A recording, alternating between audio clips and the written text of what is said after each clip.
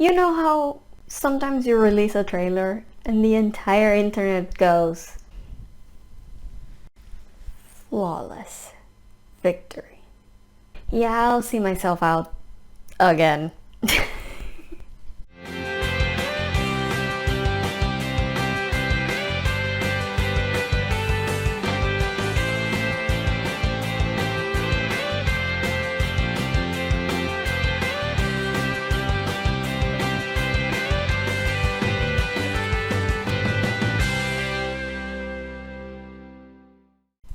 Hi everybody, Carla here, and this week, 2 new trailers for, let's say, major motion picture events have been released. Movies are still kind of a touch and go thing, you know, because movie theaters in a lot of places are still closed up. I'm lucky enough, I guess, that my local movie theater is now back open. Yay! I'm very happy for them. I hope they're making some money back after everything they've been through. I personally still don't feel comfortable going to the theaters, and I probably won't be until I get a shot on my arm. So that's a thing. So studios nowadays are trying like different types of release schedules, different types of release mediums. I guess a lot of them have moved to streaming because it's the only way that many people will be able to see their movies, because theaters are closed, especially in the United States, although things are getting better over there. If you're in the US, I feel for you. I definitely do. You probably know this from Twitter, but I'm very glad to see that things are getting slightly better over there, especially as vaccination ramps up. Over here, we just got our first shipment of vaccines, which is good. Apparently, they're going to start vaccinating people from Monday on. I'm recording this on a Saturday, so 2 days from now, and I think that's great.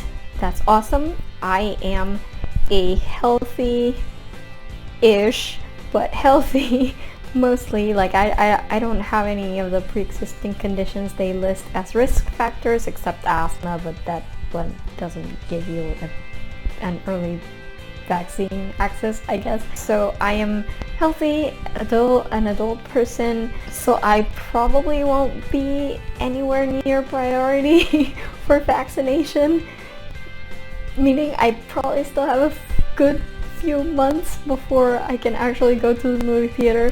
But I'm still getting excited about trailers being released because, one, it almost feels like things are going back to normal again, and two, I just like movies. Okay, I don't care if I do care. I do want to go back to theaters, but it's movies over theaters for me, sadly. So, you know, if I can't go to a theater right now, I would rather be able to watch the movies at home. So this streaming thing for me has been very interesting because it allows me to see more movies than I would normally. And I'm glad, in a sense, that many of these studios have turned to streaming, because I think it's just more accessible to people in general. Anyway, I've ranted about this in other videos. I'm not gonna go too much into it, but 2 new trailers came out this week. The first one that came out was for Disney's live-action prequel Cruella. Which, okay, listen. I love 101 Dalmatians. It's a staple of my childhood, basically. It's also not necessarily one of my favorite Disney movies. I do like the puppies, like the dogs.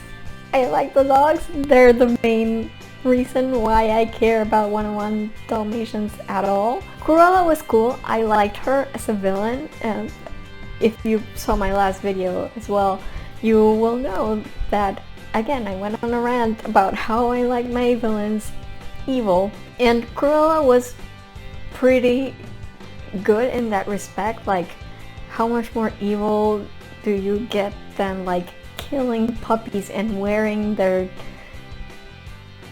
skin?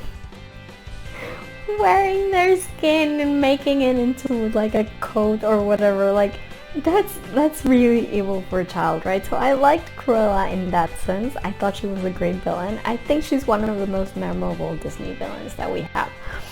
That said, another thing I mentioned on my rant in the last video is that I don't like when villains are given sob stories and humanized to make us like them more. So when Cruella was announced, I was like, but why? And basically I didn't understand why there was a reason.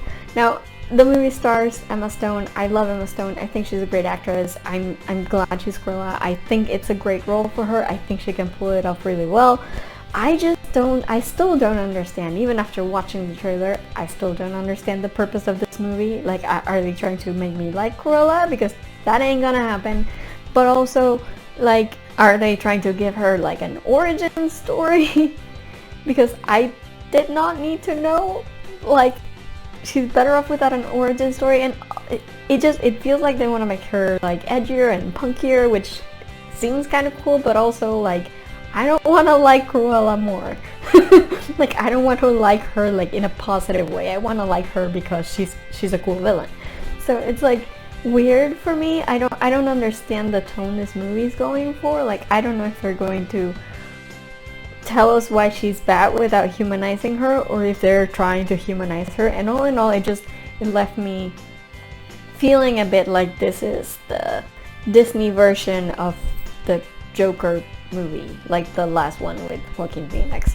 And I'm like, because I don't have a particularly like positive feelings about the Joker movie either. I haven't watched it.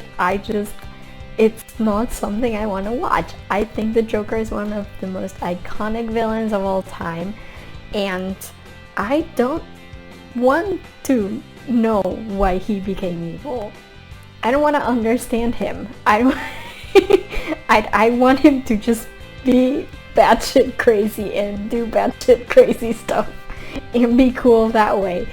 So like I didn't want to watch the Joker movie. I didn't watch it not because of some like stance on principle, although I've heard something about that, you know, about humanizing white cis male villains and stuff like that, which I don't like, but I didn't watch the movie, so I can't opine on whether the movie does that or not. All I know is that I watched the trailers for Joker and I was like, meh. Like, I don't care. I don't want to know. I don't want to know. I don't want to know. I don't want to know why Joker is the way he is. I just like that he is the way he is. So I don't care about his origin story or his prequel. Like, I might care about it in an academic way, like if it's revealed in the comics that this is the origin story, then that's fine by me, but I don't need to like see it. You know what I mean? And watching the Cruella trailer was a bit like that. So I'm not particularly excited about the Cruella movie, even if it does come out in Disney Plus, which I'm not actually sure. It seems to me like they're still aiming to release it in theaters, but who knows with the pandemic? Like, you can't really tell. So even if they release it in Disney Plus, because I'm definitely not going to watch it in theaters, but even if they release it on Disney Plus, if it's like a Mulan thing, like with a premiere access, not paying $30. I don't care. My brother's not gonna want to see that, and I won't pay $30 just to watch it myself, so that makes no sense. And I think even if it's on Disney Plus, like just for free, like for the price of subscription, I probably wouldn't subscribe for it. As I've said before, I don't subscribe to Disney Plus, so I would have to subscribe that month in order to watch it, and I don't think it's worth it. I'm not excited about that movie. I don't want to watch it. If you like the trailer, and I know a lot of people did because it got some good buzz online, that's good. Like, I'm glad you did. I hope it's a good movie. I hope it's great for Emma Stone, actually, because like I said, I really like her. and I think she's a great actress, and I think she can do very good things with this role. I just don't care to watch it, personally. So yeah, the Cruella trailer didn't do much for me. But then came Mortal Kombat. And let me tell you, this is one I was actually super excited about. I've been looking forward to this movie, like both dreading it and being actually super excited about it for a long time. Because, look, this is gonna sound super weird because I have repeated in previous videos over and over again that I am not the kind of person that likes, like, fight scenes or fight movies. Like, I'm not an action type person at all. Like, action movies are probably slightly above horror in the stuff that I will seek out, but still like very close to the bottom of the list. So yeah, I don't do action. I don't necessarily enjoy fight scenes except when they're like super visual, which I like you can see the movements and the effort that they put into the choreography. I like that, but generally speaking, I'm not into action. And I'm also not into gore, as I said, like horror movies, bottom of the list, generally speaking, and especially horror movies that are about gore. Like, it's not that I'm squeamish, like I can watch them and it's like fine, but I'm just kind of meh about it. Like, I don't care, generally speaking, like, oh, there's a lot of blood, whatever. If we're talking horror movies, if they're like psychological or religious, those freak me out. Like, those I cannot watch because I will not be able to sleep for a month. That is the thing. I'm a scaredy cat when it comes to horror. But when it comes to gory horror, it's not so much the gore that bothers me. It's just like, blood, whatever. It doesn't do anything for me, honestly. So I don't get excited about gory movies either. And Mortal Kombat is like the perfect combination of both action and gore. And it's totally something that you would never imagine that I would like. But the nostalgia is a real thing. And Mortal Kombat is one of those games that defined my childhood. Now, let me be clear. I'm not a gamer. I'm not. I don't play games. That's not a thing I've ever really done. But when I was a kid, I got a Super Nintendo. That was the first console I ever got. And I didn't use it as much as my brother did. He was really young. At that point I was like 7, so he was like, what, 2-3 years old, something like that. So he used it more than I did, but I still played, right? Because, you know, they bought it for me, supposedly. So I had to use it. And there were a few games that I really liked, but I'm not much of a gamer. Like, as time went on and we grew up a little bit more and my brother actually became a gamer, it came to a point where I was not playing anymore. I was just watching him play, which is kind of more my thing. So you have like a whole host of like RPG games that I didn't play myself. I just watched him play, and then I really like fell in love with the story. Like, that's why I follow video games like you would watch a movie, basically. Like, I watch them for the story, but I don't play myself. I suck at playing video games. The only video game I've ever passed in my life, and that took me years, was like Super Mario World, which was the flagship Super Nintendo game. And, you know, it's the stupidest game. Like, anybody can pass that. It's not like an RPG or anything. Like, my brother, he played all the Final Fantasies, all the Zeldas. I love those games, but I love them because I watched my brother playing them, and then I fell in love with the story. So it's like I was watching a movie, essentially. But there were a few games, like I said, with Super Mario World on Super Nintendo that I did get to play. So Super Mario World, there was the Pokemon Snap, but that's not Super Nintendo. That was Nintendo 64, was it? I can't remember. Pokemon Snap. And then there was Mortal Kombat. Mortal Kombat 2, to be exact. And it's kind of hilarious because I just went from Pokemon Snap to Mortal Kombat 2, and it's a totally real thing that happened in my life. It's yeah, those are two games that I actually played and enjoyed playing. So Mortal Kombat was like an essential part of my childhood, because that's when I would play video games, that's what I would play most of the time. Like playing with my cousins, and we did like tournaments and stuff like that, so I really like that. But I'm not a gamer, so I kind of lost track of the Mortal Kombat games, because my brother, he is a gamer, but he doesn't like fight games. He likes RPGs mainly. So he didn't stay on the Mortal Kombat train, and then I kind of lost the plot for a little bit. So when I talk about Mortal Kombat, specifically Mortal Kombat 2, which I love that game, I love it to death. When I talk about Mortal Kombat, I know some of the lore. I know some of the mythology of it, basically what was explained in the game, generally speaking, and what I could glean from like the leaflets that came with the cartridge. But those games were very sparse when it came to mythology. It was just something that you did, that you played to fight. You didn't go into Mortal Kombat, especially Mortal Kombat 2 and 3, now that I think about it. I also played 3.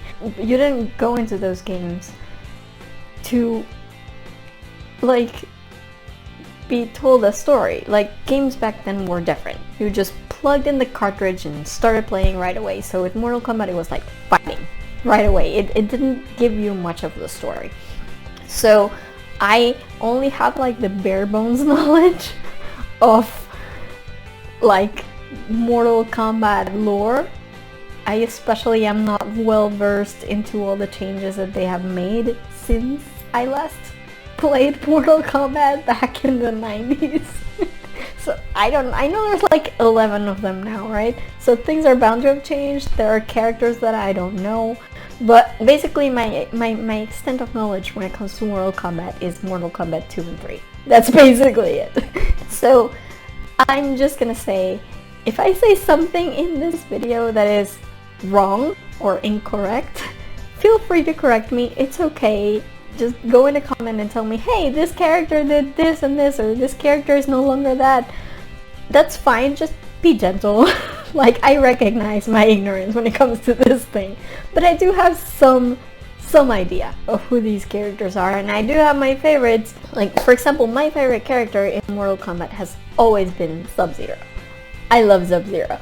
And out of no knowledge whatsoever of the characters' backgrounds or anything, I had kind of made up my mind that Sub-Zero was the good guy and Scorpion was the bad guy. Just because they I don't know, Scorpion just looked more evil to me for some reason. I don't know, maybe honestly, I think it's because blue is my favorite color or something like that. So I like Sub-Zero better, and I like the ice powers, and I also, now that I think about it, I also, out of all the female ninja characters, Katana was always my favorite, and that's probably because she was dressed in blue. So I kind of made up my mind about the characters that way, because I didn't know anything about their actual canon histories.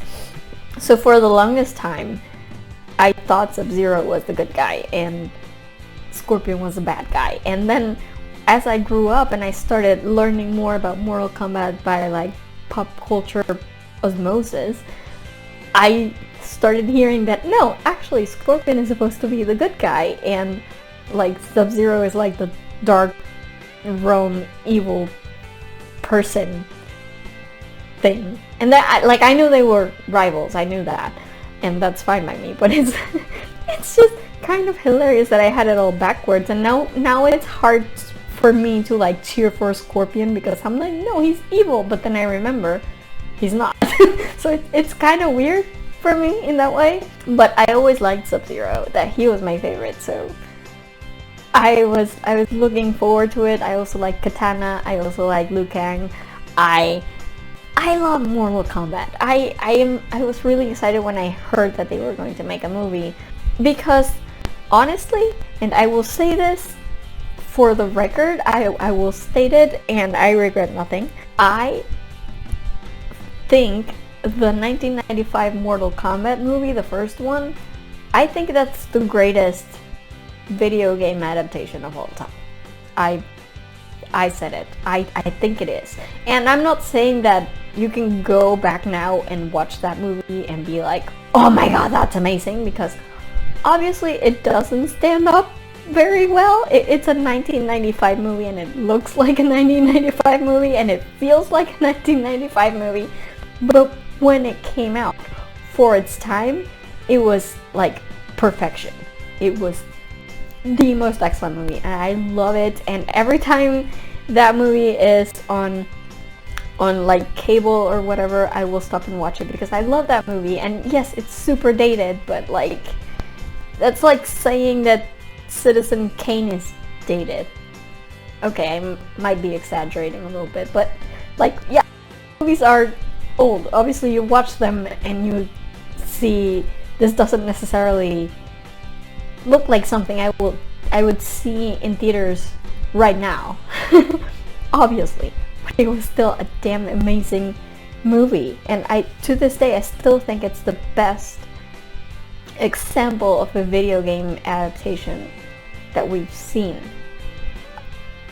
practically since then. I mean, the Detective Pikachu movie is pretty cute too. Like, I like that one, but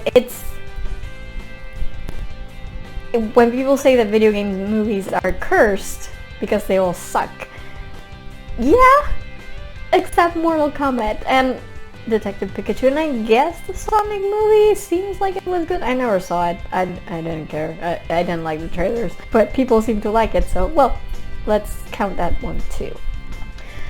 But yeah, I love the Mortal Kombat movie, the original one. We don't talk about the second one. We don't talk about the sequel. It's just not a thing we do. It doesn't exist, okay?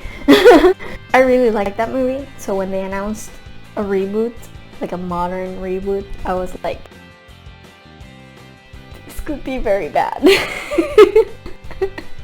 It could be very bad, I'm just saying. And I still have that sort of in the back of my head, which is kind of weird, but I'm also really excited because it could be really good. And I think that movie definitely deserves to have like modern special effects. It's such a cool property, and it's come back into fashion in a sense. Like it was, Mortal Kombat was kind of lost in the ether there for a while, and it's now come back, and these characters deserve a second shot, you know, a more updated shot. So I was really excited about this movie. A little trepidatious, of course, but really excited. So then this week they started, like a few weeks ago, I think Entertainment Weekly released a series of stills from the movie, and they all looked okay. I mean, nothing spectacular. I mean, the costumes look good, the characters look good. So I was like, hey, this thing is actually really happening. It's going to come out, because it's a Warner Brothers movie, it's going to come out on HBO Max, which means I can watch it. So that's nice, and I started getting really excited for it when these stills came out. And then this week, after the Cruella trailer, the Mortal Kombat social media accounts started releasing these motion posters that they do now with the characters, which I thought was pretty cool. I mean, the look of the characters was pretty cool. They had these like awful color filters on top of the thing that those looked bad, but the characters themselves, the poses, I enjoyed that. So I started getting really hyped for the trailer. And then the trailer came out. It comes out at 9 in the morning East Coast, which means it's like 1 a.m. my time, so depending on whether I have to wake up early the next day, I may or may not see them. And this is what happened. Like, I knew the trailer was gonna come out at 1 a.m., but I had to go to bed at 1 a.m. that day. So I went to bed, and then I woke up some 8 hours later, and I watched it. And I've been watching trailer reactions ever since. And I think it's pretty fair to say that people really liked it. Like, people seem excited about this. And I like that.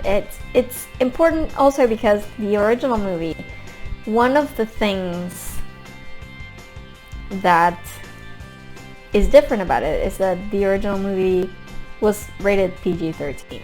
And I don't mind, like, I think you can do a PG-13 Mortal Kombat. Like I said, the gore is not necessarily the thing. Like, I don't have to see the blood in order to know that horrible shit is happening, right? So I don't think that was necessarily something that made the original movie bad. I love the original movie, and honestly, if it had been rated R, I probably wouldn't have been able to see it, and I wouldn't have been able to fall in love with it as I have for all these years. It wouldn't have made as big an impact on my childhood as it did. So I think you can perfectly well do a PG-13 Mortal Kombat movie, but this reboot is going to be rated R. So that means you're going to see a lot more gore, a lot less like discretion shots in general, which I like. Like, it looks cool. It looks more real. Let's put it that way. Like, it looks more like, less like the movie's being careful about what it shows, and I think that's a positive. And I think people are enjoying that more. Like, people really like the gore. From what I can tell, most people are not like me, I guess. So, like, I'm not going to be cringing or anything. Like I said, the gore doesn't really do anything for me. Like, I don't care if there's blood or not. I want to see the artistry in the fights, but it is kind of reminiscent of the actual video game. Let's put it that way. It feels better in that sense. And I think people are recognizing that, and people are actually really excited, which is rare in my opinion, because usually when I'm excited about a movie, I will go online and watch like trailer reactions, and everybody will hate it. Because that's just the kind of movies I watch, I guess. I just want to talk a little bit about the content of the actual trailer, because it looks so much better than I expected. Like, I was excited for this movie, but I was like giving it zero credit. Like, my expectation, like, the bar was really low, but it soared above that bar. So I really enjoyed this trailer. I don't know much about the cast. Generally, it seems like they're well cast from what I can see. You know, there's Sonya Blade. She seems okay. Kano seems like he's having fun, so I like that. Jax, poor Jax, gets his arms frozen and broken off by Sub-Zero, which was epic. Can I just say, I love that the first kill in the trailer is Sub-Zero's. I love that. And then you have Louis Tan, who is, I like him. I quite like him. I've never seen him in a lot of stuff, you know, but his brother Sam, his younger brother Sam, was in the Hunger Games movie, the first one. He was one of the tributes who died in the Hunger Games. And Louis, like, showed up for the premieres and stuff, and I think I just sort of consider him like an extended part of the Hunger Games family, so already when he got the part of like the main character in this movie, I was already like hyped. So I'm like, I really like him. I like Louis Tan. And the thing is, he's supposed to be playing like a new character. His name is Cole Young. And some people are iffy about that. Like, they're worried that there was any need to create a new character when the Mortal Kombat universe has like so many characters already. Like, couldn't you just pick one and go with them? But I've heard a lot of theories that people are really into, and you know, I don't necessarily believe every theory out there, and I tend to like just not think about them too much so I can go into the movie and then be surprised. But there are a few theories out there as to who Cole might be, because people just can't accept that he's not related to the universe at all, right? They think some twist is gonna happen that's going to turn things around and Cole will turn out to be a character that we already know. So there are a few mentions here and there, like some people think that Cole is going to end up being Johnny Cage, which I don't think so. But I've seen this theory going around, and shout out to Nerdist because their video about the trailer was the first I heard about this, and it kind of blew my mind a little bit. So basically, the theory says that Cole Young might be Kwai Liang, and if you see the names, they're not a direct translation. They just sound the same. They sound very similar. Cole Young, Kwai Liang, but Kwai Liang basically was Bihan's younger brother. Bihan is Sub-Zero. Basically, he's the real person that is Sub-Zero, and Sub-Zero Bihan is the person who killed Hanzo Hasashi, who is Scorpion, so that's why they sort of have a rivalry going on. They basically just keep killing each other. And Bihan had a younger brother, Kwai Liang, and this brother, Kwai Liang, took on the mantle of Sub-Zero. And, you know, these are things that I didn't necessarily know from playing the game. Like, Sub-Zero was just Sub-Zero to me. Like, I didn't know the lore behind any of this, but these are things that I learned like well after the fact, when I was already grown up, and you know, people kept playing the game around me, and I kept like learning things through them or through the internet. So I didn't know this was a thing. You know, I thought it was the same Sub-Zero throughout the entire show, throughout the entire series.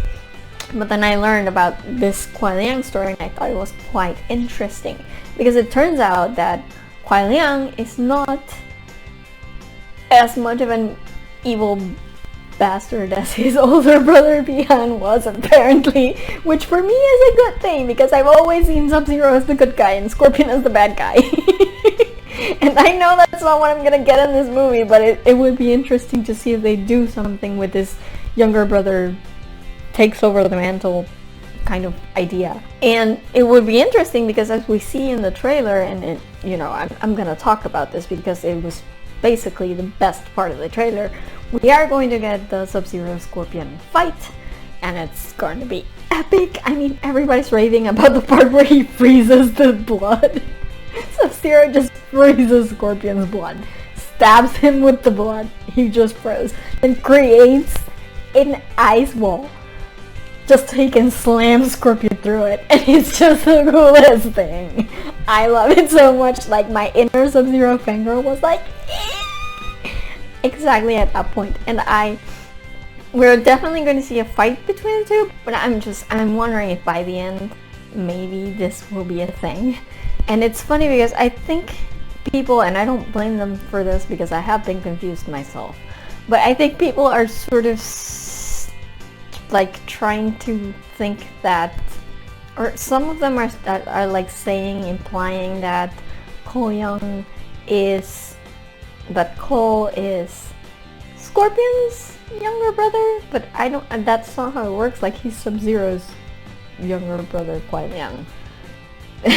So I don't know how that works. Like, a lot of people were making like a lot about he has like yellow wrappings in his hands, and we see those several times in the trailer, and people seem to think that that's some kind of indication that he's Scorpion's little brother, and I'm like, yeah, but Kwai Liang was Sub-Zero's little brother, and it's an easy mistake to make, believe me. I had to like read a lot to actually get this, because they're so similar and it's so odd. But like, I actually would like it if he ends up being Sub-Zero's younger brother and taking over the mantle of Sub-Zero. I think that would be awesome. He's obviously somehow related to Scorpion, as we can see, and by related I don't mean blood related, I just mean that they have something going on between them, because we see him like staring at himself in the mirror, and then boom, there's like a flash of Scorpion. And so, you know, there's gonna be some between them, like some connection in there. And I'm hoping it's because he is Kuai Liang, and he ends up taking the mantle of Sub-Zero. That would be kind of awesome. But speaking of Sub-Zero and Scorpion, who are kind of the biggest part of the trailer, and I hope a lot of the biggest part of the movie, I've heard quotes saying that Sub-Zero is going to be sort of the main villain. Like, obviously there are greater villains than him. Like, we already saw Shang Tsung, and you know, that's kind of a given. But like, actively speaking, Sub-Zero will be the main antagonist, and I think that's great, because that's the way it is in the in the game, regardless of my feelings about it. So I don't mind that they started off that way. But like I said, Sub-Zero, when Kuai Liang takes on the persona, which I believe is between Mortal Kombat 1 and 2, when Kuai Liang takes over the mantle of Sub-Zero, he kind of starts to become a little bit less evil, to the point where I believe in recent installments he's more of a like anti-hero type character, not necessarily like an evil bad guy. And I think Scorpion and him have actually come to some kind of a truce, so that's interesting. But Sub-Zero is gonna be the main bad guy basically, and I think that's great. Joe Taslim is actually playing him, and I don't think I've seen him in much, but I've heard good things, so that's good. Where do I know him from? I can't remember. I must have seen him in something. I just can't remember at this time. But then on the other end of the spectrum of this fight, we have Scorpion, who is Hanzo Hasashi, and he is, like, seriously, as far as like tortured ninja warrior people, you cannot go wrong with Hiroyuki Sanada. You just can't. I have loved him since his Last Samurai days, and I know everybody makes fun of the Last Samurai movie, and believe me, I did not watch it for Tom Cruise. I watched it in spite of Tom Cruise. Take Tom Cruise out, that movie is so freaking good. And every Japanese actor in that movie is so freaking good. And Hiroyuki Sanada is absolutely not the exception. And he's pretty much the first person that comes to mind when I have to like think of like an actor who would play a character that is like, you know, bent on revenge for the killings of his family in like a ninja setting or a samurai setting. Like, Sanada would be my first guess. I mean, Watanabe of course, but Sanada more than anyone. Like, he just has that countenance, you know, like really like strict and serious.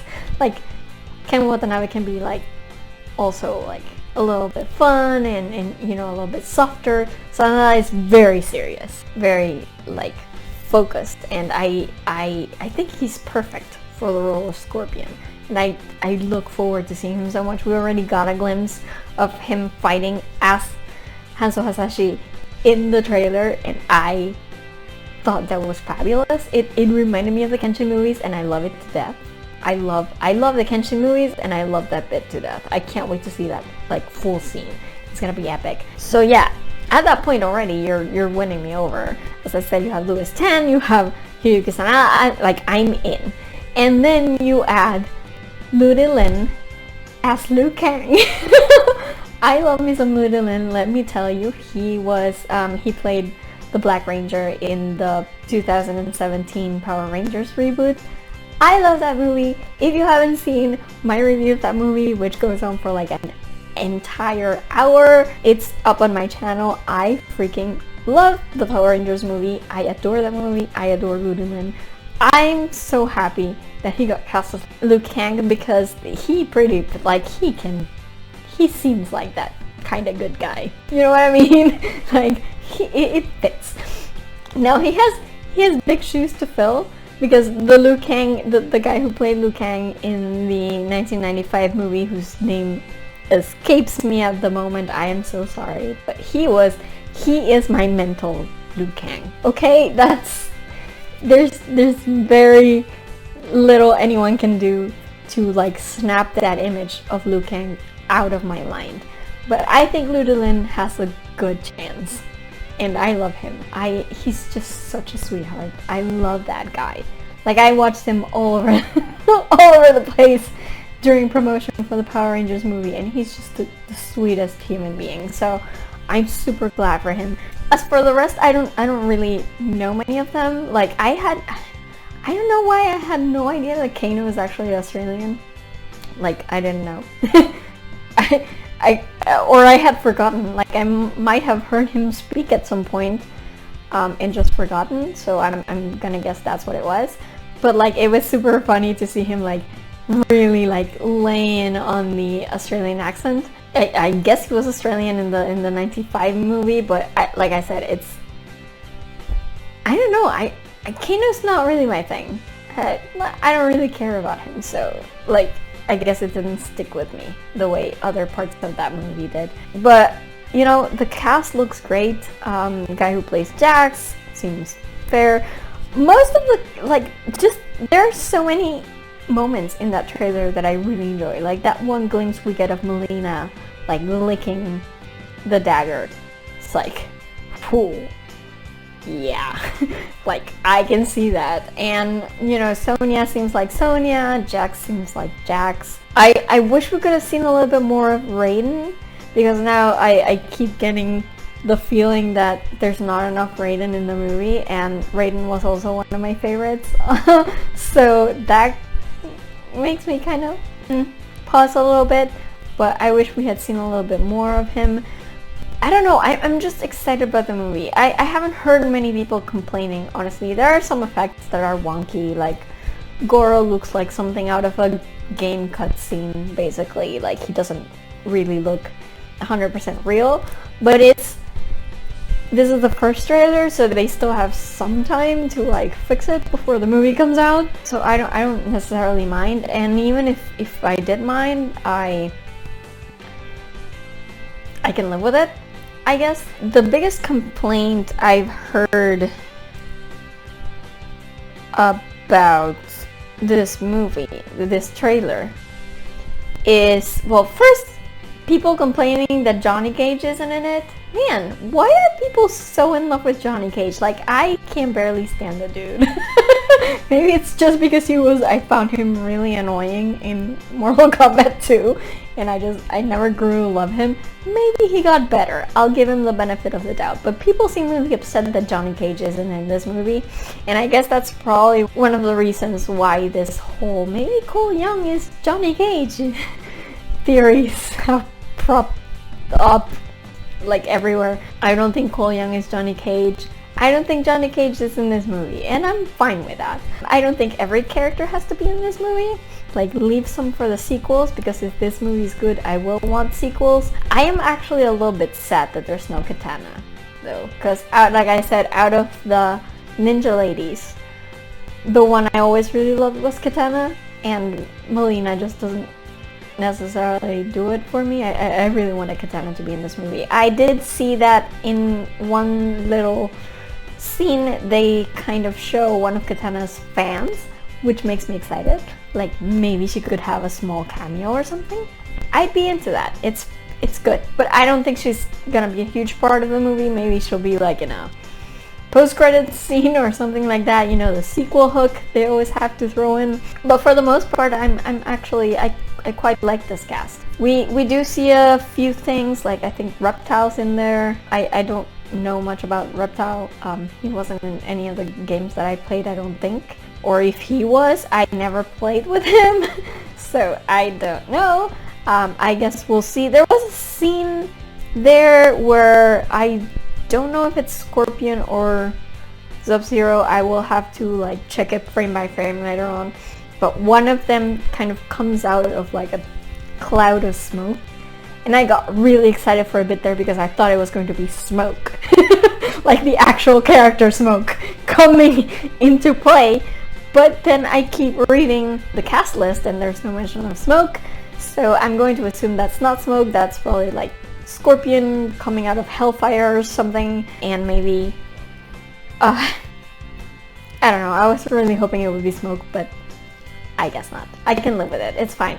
I do hope that some of the minor characters that I really enjoy like pop up in sequels, maybe like Smoke or like Jade. I really like Jade as well, but you know, some of them better pop up in sequels, because the Mortal Kombat cast is so big and so varied.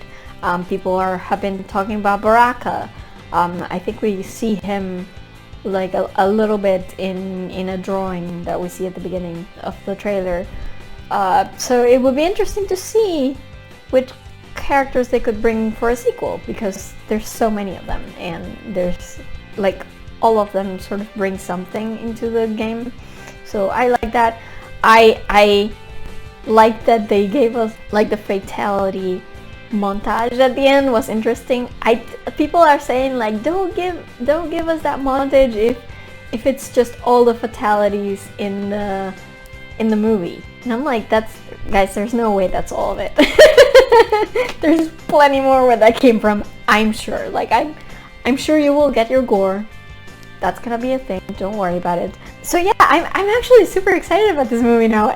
It's really weird because I'm still a bit fearful that they might like ruin everything and, you know, retroactively kill my childhood, which is, I know it's stupid and I don't actually believe that can happen, but you know, my lizard brain is always like, there's always a little hinge there that worries. But I'm mostly excited, and I'm glad that people are actually liking this, because I was worried that the trailer would come out and it wouldn't be good and people would be like, oh, this is trash, like we're going back to the 90s trash. You know what I mean? Like I wanted it to be modern, I wanted it to be visually impressive, but at the same time I wanted it to feel like the 95 movie. And it's a little bit more serious, of course. This one is taking itself a little bit more seriously, but I hope it's good. I hope it's good, because this video game curse thing is a real thing. Like there aren't enough video game movies that are good out there, and I think this could be one that is. And even if it's not like Oscar worthy, because it's probably not gonna be Oscar worthy unless they decide to start giving stunt people Oscars, which they should. But like I don't think it's gonna necessarily be like an Oscar movie or anything, but it can be really entertaining if you just want like a dumb fight movie to go watch. You know what I mean? Like I'll take that. So that would be good enough for me, because that's how the 95 Mortal Kombat movie feels, and I love that movie to death, and I hope I love this one. So yeah, those are pretty much my thoughts on the Mortal Kombat trailer. I really loved it. I really loved it. I've rewatched it like a dozen times already, and I will probably continue watching trailer reactions just because I enjoy seeing people enjoy the things that I enjoy. So I'm gonna keep doing that. And I don't know, let me know what you thought about the trailer. What's your favorite character? What was your favorite moment in the trailer? Which fight are you looking for the most from what we can see of this trailer? Do you like the cast? Just tell me what you think, and yeah, we'll discuss it some more. I think I might do a new extra video for my Patreon later on this week, probably. It's gonna be sort of an extension of my shipping video that I did last week, where I will be doing a tier ranking thing again, but this time with tropes, fanfic tropes. Let's talk about that. So stay tuned for that. Be sure to subscribe to my Patreon, because it will be there nearly exclusively. But if subscription is not your thing, feel free to give me a donation via my Ko-fi page. Both of the links are down in the description. And if you donate through Ko-fi, I will make a note in your donation of which video do you want to see, which exclusive video do you want to see, and I will make sure to get back to you with an access link for you. So stay tuned for that. If you like this video, give me a thumbs up. If you like my stuff, please subscribe to my channel. I'm always happy to see people sharing and liking and commenting and subscribing. It really helps me a lot because, you know, YouTube algorithms and all that shit, we have to like keep interacting with videos in order to get those to really take off. So thank you for doing that, and I look forward to all of you liking and sharing and commenting and subscribing. It really helps. In the meantime, you can find me on social media. I am on Twitter and Instagram at girlsareweird with underscores between the words, and on Tumblr at girlsareweird with hyphens between the words. You can find a Facebook page for this vlog at facebook.com/FreakingNarnia, and as usual, be sure to visit my main website at FreakingNarnia.com/vlog. That's VLOG. All my videos are up there in case you missed any and want to catch up. Just go there and look it up. It will be there. Also remember that I have a Redbubble store where I make art based on my favorite quotes from my favorite fandoms, and then you can take that art and print it on different types of merchandise such as t-shirts, computer covers, throw pillows, that sort of stuff. So, you know, be sure to visit, check it out. If there's something you like, maybe consider purchasing it. It really does help me a lot. And again, if you want to help me out, if you'd like to have these episodes that I post on YouTube but in podcast form, if podcasts are more your thing, then what you want to do is subscribe to my Patreon page. You can also, there are different tiers, and depending on which tier you subscribe to, then you can get other goodies such as access to the extra videos that I make, which are on the second tier, which I believe is the senpai tier. So be sure to do that, or just, like I said, give me a donation via my new Ko-fi page.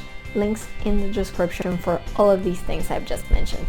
And that's about it for me today. I will see you guys next time with another video from all the way in freaking Narnia. Finish him! Bye! Let me take out my screensaver for a second because this is gonna get annoying. Then his brother, Kuai Liang, Shang Tsung, and a bunch of people